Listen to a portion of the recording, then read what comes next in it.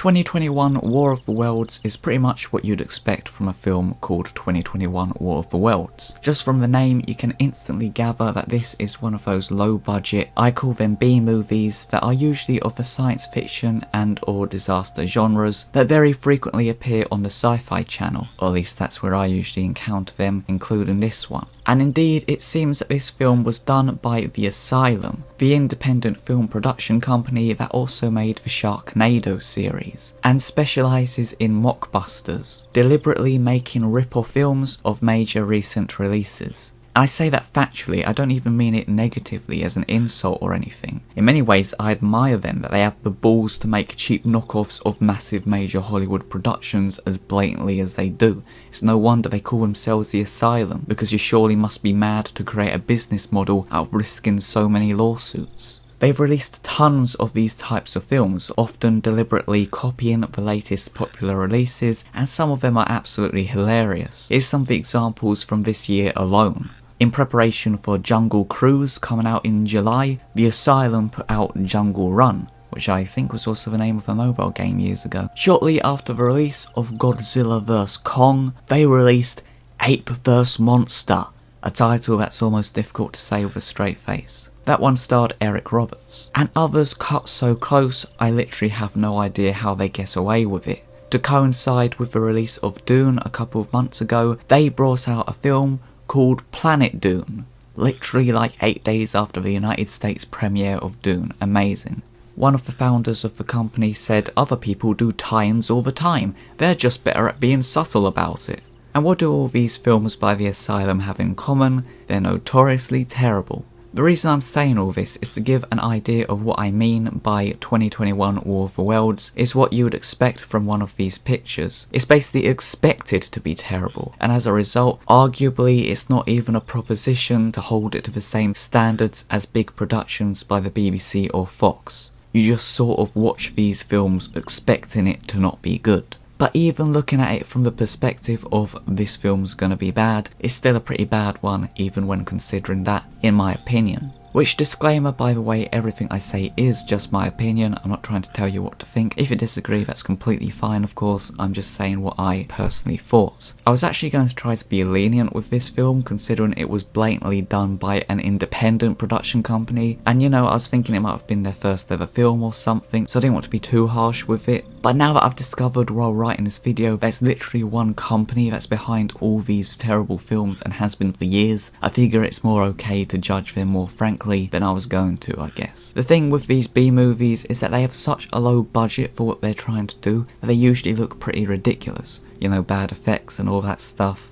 But some of them kind of lean into that and make it more of a comedy or a parody. Like you have the Lava-Lantula series that does this, that one sticks in my mind for some reason. But then you get ones that play it straight and try to be pretty much serious with it. And anything about it that's funny seems to be unintentional, and I think this is one of those ones. Though this film is even lacking when it comes to unintentionally funny moments, I'd say. Well, there's a scene where one injured guy somehow just starts taking off in a big commercial aeroplane somehow, which gets totally decimated because he heads straight for a tripod, which then reaches into the cockpit, grabs the guy and eats him.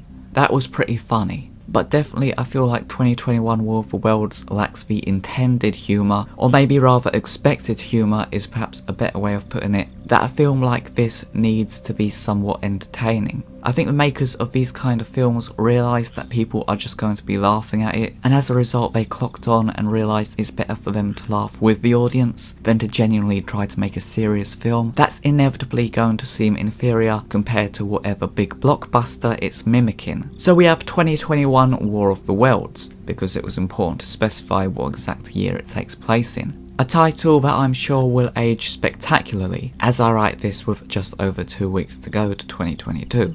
Actually though, it seems that I may have realised that it's not exactly a timeless name, as when researching the film after watching it, I discovered that there's an alternative title for it. It seems that the film is also known as Alien Conquest. I don't know if that's like its title in America, or I guess in some other regions or something maybe, but yeah. Either that or my Virgin Media TV service just got the name wrong and listed Alien Conquest as 2021 War of the Worlds for some reason, which I won't put it past them, to be fair, considering they also say that Adolf Hitler was an actor born in 1969. Which almost sounds like the beginnings of a great conspiracy theory, but no, indeed the version that I watched was called 2021 War of the Worlds. I just checked the opening again. A name which I found funny because Virgin Media lists the year of the film's release after the title, so it appears as 2021 War of the Worlds 2021. Suppose it could be worse, they could have called it War of the Worlds 2021, in which case it would have been War of the Worlds 2021, which just sounds futuristic. And if the title didn't give me sci-fi B-movie vibes, the poster definitely did. Not only is it blatantly a copy of the famous poster for Independence Day, but this scene doesn't even appear in the film, as far as I recall anyway. Maybe I just wasn't paying attention at that point. I don't even think the spaceship is accurate. The Martians in the film didn't even use round spacecraft, they had like triangular vehicles. I won't go too much into the story of the film, mainly because there wasn't one, but there were a few main characters in it, including the obligatory military people, and these two characters that easily didn't need to be in it and had no real relevance to the film as far as I could tell, who were relatives of some kind to the two primary characters, which were a sister and brother who have an age gap of about 21 years. Which I mean, it's not necessarily unrealistic, to be fair, it could happen. The more surprising aspect of it for me was that they both apparently happened to choose to work in the same field, but the significantly younger sister was in charge of her brother. And indeed their field of expertise was like astronomy or space geology or biology or something. Like they seemed to know about everything really. But whatever it was, it naturally put them at the forefront of knowing about the invasion from Mars and to get about defeating it. And that's one thing I'm not too big a fan of with these kind of things. The way you're following the ordinary people that end up being the most important people on Earth, basically because they're the ones who somehow within like 2 days managed to repel an invasion by powerful aliens from another planet and save the world. It's arguably not necessarily a bad thing, just my personal taste prefers this kind of story when it's more relatable by literally just being about like ordinary people, just trying to survive the destruction and massacre, as opposed to two completely normal people successfully outright winning against the Martians. And how do they do it? I think the sister makes some kind of virus or bacteria or something like that, and it kills the Martians. That's probably not it exactly, but it was something like that. She like exposed the Martians to a bacteria that killed them, I think. Literally at the start of the film they're like, oh wow, you correctly predicted the eruption of a volcano. And then at the end she's bloody doing chemistry. It's like, what the hell is your expertise again? And boy oh boy, I hope you paid attention in biology class, because they spend a lot of time talking about the specifics of what they're doing. It falls into the trap with these kind of films where they fill in the time with long scenes of pure dialogue about scientific nonsense. Why say nonsense? The amount of detail they go into when they say this kind of stuff, like, oh my gosh, that's what the Martians are trying to do. Their neurosynaptic synapses are unable to withstand the biological climate of the ozone layer and are using hypertemperature apparitions to eradicate it so they're able to habitate the Earth. Stuff like that where they just go on in detail about scientific stuff for like 5 minutes. It makes me think that to want to have it in the film, they must have made it scientifically accurate or something, otherwise that's just crazy. And there's a ton of scenes like this in the film. I swear like 45 minutes of the runtime is just technobabble. It's one of the aspects that made it pretty boring, I would say. I zoned out a lot while watching this, though I think that's pretty standard with these kind of films. You usually watch them and then just forget everything about them within a week. That's why I'm rushing to do this review. But some of the scenes, like where they're explaining stuff, which they do a lot, went on for way too long. My mind would zone out for a while, and when it zoned back in again, I'd be like, oh wow, this scene's still going on? Indeed, in particular, it seemed to suffer from failing to heed the advice of show don't tell vehemently throughout the film. I think some of this may simply have been down to the low budget. Why have CGI showing what a Martian tripod is doing when you can just have a character describe what it's doing instead? Literally, you just show them looking out a window and being like, oh my gosh, there's a tripod outside. What's it doing? It's just standing there, menacingly. It'd be funny if someone made an adaptation of War of the Worlds, but where the aliens are literally never on screen. It's just characters looking out a window describing what's going on.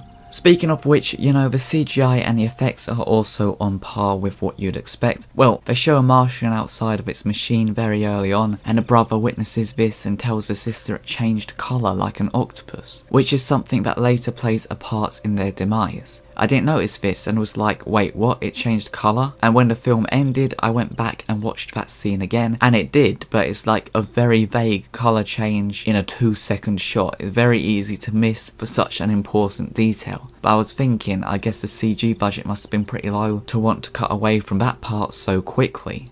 As for practical effects, the sister gets a cut on her head at one point that constantly changes size. First it got bigger, then it got smaller again. I just assumed off camera she must have seen that she was bleeding quite a bit, washed it off and it started bleeding again. Then there's one shot where I swear they used like stop motion or something, or like just painted over the footage, or it looked really weird, like some stop motion painting of a red weed or something that was just like strangling her. It looks so, I guess bad is maybe the best word to use, but I feel bad saying that because it seems to me as though someone spent quite a bit of time on it. But honestly, in my opinion, it would have looked better if they'd painted a water hose red and just used that instead. Speaking of which though, at least it had red weed, I guess. Indeed, even though this film bears very little resemblance to the original novel, it somehow has more things from it than the current Fox War of the Worlds series does. This one has red weed, I think there was a scene of black smoke, and even surprisingly it had a character called Ogilvy. But in this he was like a military guy or something. And most recognisably, this version actually has Martian tripods. Well, they look like tripods and they even called them tripods in the film. But actually when I was watching it, from what I could tell, they used 2 legs to walk, and then the third one at the front just sort of dangled there and rarely touched the ground, if ever. So I don't know, does that count as tripods if they only walk on 2 legs? They're more like bipods. That's one letter away from being a Steve Jobs creation. Either way, I'm just mucking around, and at least to give them credit for, you know, actually having tripods, which is a fact that means 2021 War of the Worlds is at least winning in the resemblance as an adaptation in comparison to Fox.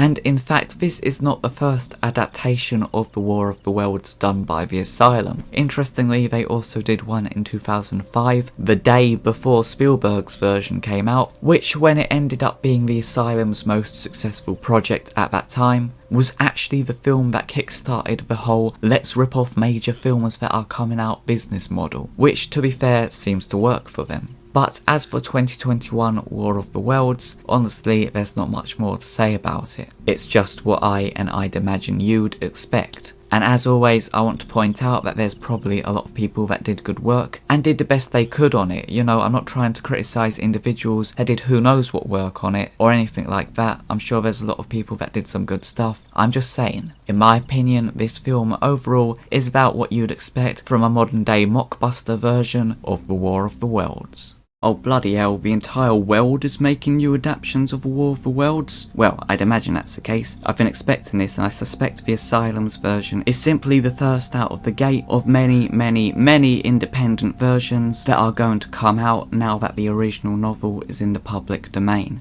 Let's see if there ends up being any good ones.